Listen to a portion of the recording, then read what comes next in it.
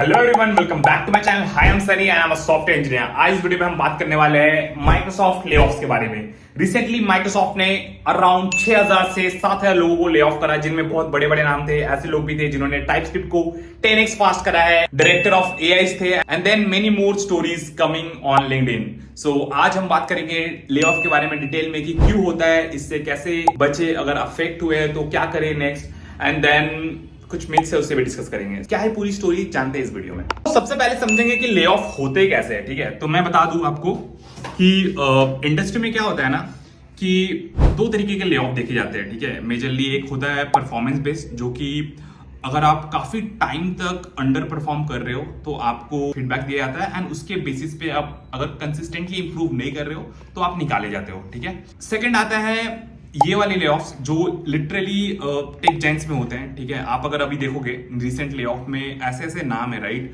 जिन्होंने 18 साल 15 साल काम करा है अपने इन कंपनीज में, राइट, लाइक माइक्रोसॉफ्ट की बात कर रहा हूं मैं। तो वहां पे देखोगे लोगों ने लिटरली बहुत अच्छे कंट्रीब्यूशन करे। And then we have a director of AI in Microsoft, जिनको भी ले ऑफ करा गया। तो समझते हैं मतलब हो क्यों रहा है ये सब।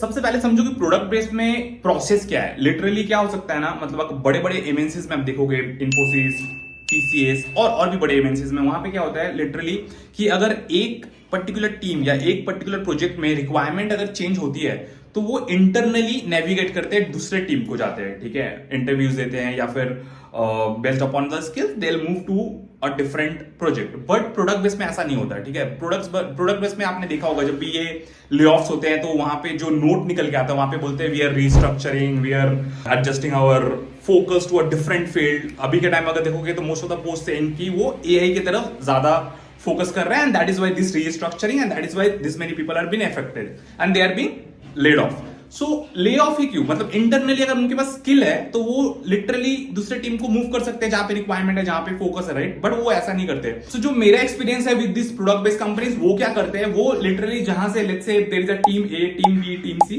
एंड ये तीनों टीम की रिक्वायरमेंट नहीं है, let's say the focus has been change. ये जो पिलर्स पे काम कर रहे थे, ये जो प्रोजेक्ट्स पे काम कर रहे थे, जहां पे मे बी कुछ प्लानिंग करा गया होगा कि हम इतना रेवेन्यू, इतना कुछ एक्सपेक्ट कर रहे हैं, बट लेट्स से कि आफ्टर 6 मंथ्स 12 मंथ्स वो देख रहे हैं कि इसमें उतना कुछ फायदा नहीं है, their requirements has changed, their focus has change, तो वो क्या करेंगे, ये पूरे टीम को ले ऑफ कर देंगे। ठीक है, and then they will hire new, मतलब इनमें से कुछ ऐसे लोग होंगे कि उनको रखा जा सकता था बट वो प्रोसेस फॉलो नहीं करते। वो क्या करते हैं, वो literally post new job postings, new requirements, and they will do a whole interview process from scratch. और ऐसा क्यों करते हैं, जो मुझे समझ में आया है, ये ऐसा इसलिए करते हैं क्योंकि उनके लिए आई गेस ये प्रोसेस ज्यादा इजी है rather than shifting people from inside, right. तो ये काफी ऐसा बोल सकते हैं कि स्कोप्ड इंटरव्यूज होते हैं, मतलब इनकी जो इंजीनियरिंग मैनेजर्स होते हैं, इनकी जो जॉब पोस्टिंग होते हैं, वो बहुत ही फोकस्ड होता है उस जॉब के रिक्वायरमेंट्स के through, and then they basically start from the zero, like they'll go through the resume, they'll filter out the resume with the relevant skills, and then they'll start the interview and then hire people. और एक चीज यहाँ पे notice करने वाली बात है कि हमारे अंदर ऐसा क्वेश्चन आता होगा कि ऐसे लोग ही क्यों, जो 18 साल 15 साल 10 साल एक्सपीरियंस ऑलरेडी है, जो इतना कंट्रीब्यूट कर चुके हैं, उन्हें क्यों निकाला जा रहा है। सो एक बात समझो, ये जो प्रोडक्ट कंपनीज होते हैं, राइट, वहां पे जो लोग 10 साल 15 साल एक्सपीरियंस्ड है, वो लोग लाइक ऑलरेडी लैडर पे बहुत ऊपर है, वो लोग लीडरशिप पोजीशन पे होंगे, right. They are there to take decisions, take decisions हो गया, बिजनेस डिसीजंस हो गया, they are basically important for making revenues for the company. ठीक है, लाइक उनका इवैल्यूएशन जो होता है ना, वो on the basis of what impact they are creating, right. तो मान लो लीडरशिप में आप इतने ऊपर पोजीशन पे हो, अब अगर कोई 18 साल किसी कंपनी में है तो ऑब्वियसली आप सोचो, वो भी इतनी बड़ी कंपनी में, तो आप सोचो कि उनकी सैलरी रेंज कितनी ऊपर होगी, right. So the impact, the outcome from them expected is very high. ठीक है, and if the company thinks कि नहीं, मतलब आपकी तरफ से उतना इंपैक्टफुल कंट्रीब्यूशन नहीं देखने को मिल रहा है, then they prefer to let go. और आपने ये भी देखा होगा कि बहुत बारी मैंने ये भी डिबेट सुना है कि यहां से आप फायर कर रहे हो, मतलब ले ऑफ कर रहे हो, and then on the other side you are hiring. Why you are doing that? Because they are hiring at a very junior level. ठीक है, सीनियर इंजीनियर्स हो गए, स्टाफ इंजीनियर्स हो गए, फ्रेशर्स हो गए, या फिर मिड लेवल इंजीनियर्स हो गए, उनको हायर कर रहे हैं rather than focusing on the leadership team. Because see leadership में आपको बहुत कम लोग दिखेंगे, ठीक है, whereas the mid level engineers वो basically focus on building the stuffs, and इसके वजह से ही आप नोटिस करोगे कि जो अफेक्टेड लोग हैं वो काफी एक्सपीरियंस्ड वाले हैं रादर देन वो इंजीनियर जो कि 7 साल 8 साल जो कि लिटरली कोड लिख रहे हैं, राइट? वो बहुत कम इफेक्ट हुए इस पर्टिकुलर सिनेरियो में, बट हुए हैं। लाइक ऐसा नहीं है कि एकदम नहीं है, but the number count if will compare ऐसा कुछ निकल के आएगा। अब समझते हैं कि मतलब ऐसे सिचुएशन से डील कैसे करें, ठीक है? मतलब हम समझ तो गए कि ले ऑफ हो गया, मतलब हम इम्पैक्ट हो गए, बट ऐसे सिचुएशन से डील कैसे करते हैं? देखो बहुत सिंपल है, ठीक है? सबसे पहले तो थोड़ा सा रेट्रोस्पेक्ट करना चाहिए हमें कि मतलब अगर हम ले ऑफ हुए हैं तो क्यों है? Is it because of the skills I have, or is it because of the performance I'm doing, or is it because of like not performance based but maybe the company is doing something different, ठीक है, जो मेरे project से align नहीं था, maybe due to that, right? मैंने ऐसे भी लोग देखे हैं कि they are being hired again like in the same company after 6 months 12 months, तो ये भी पॉसिबल है, ठीक है? एंड दैट शोज कि this is not specifically about your performance, it is rather focus on the company's goals, organisation goal, ठीक है? तो ऐसा मत बोलो कि भाई इस कंपनी ने मुझे निकाल दिया, मेरे बारे में नहीं सोचा वगैरह वगैरह, ऐसे चीजें बोल के फायदा नहीं है। Rather you have to focus on कि ऐसा क्यों हुआ, एंड अगर हुआ तो ठीक है, मतलब कंपनी की रिक्वायरमेंट चेंज हो गई तो मुझे निकाला गया, but which is fine if you are skilled, if you are prepared, और even if you are not prepared, right? कभी कभी ऐसा होता है कि हम एक प्रोजेक्ट में काफी टाइम तक काम कर रहे होते हैं and then we are not interview ready, right? तो 1 महीने 2 महीने 3 महीने टाइम ले लो। If you are doing well in your current project, definitely you will be able to pull it off, you will be able to prepare, you will be able to give interviews again and get hired again. It is just a matter of time. So जो सोचने वाली बात है कि ऐसे situation में अब हमें क्या करना चाहिए, ठीक है, कि हम कैसे सेफ हो जाए अपने ले ऑफ वगैरह से।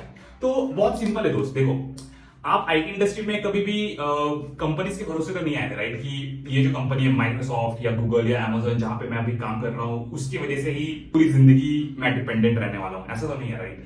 आपने वो कहावत सुना होगा, बहुत अच्छा कहा है किसी ने, ये जो बर्ड्स होते हैं, राइट, वो जब तार पे बैठता है तो वो तार के भरोसे नहीं बैठता, राइट? वो अपने पंखों के भरोसे बैठता है कि अगर वो तार टूट भी गया तो वो अपने पंख के भरोसे वापस से उड़ जाएगा।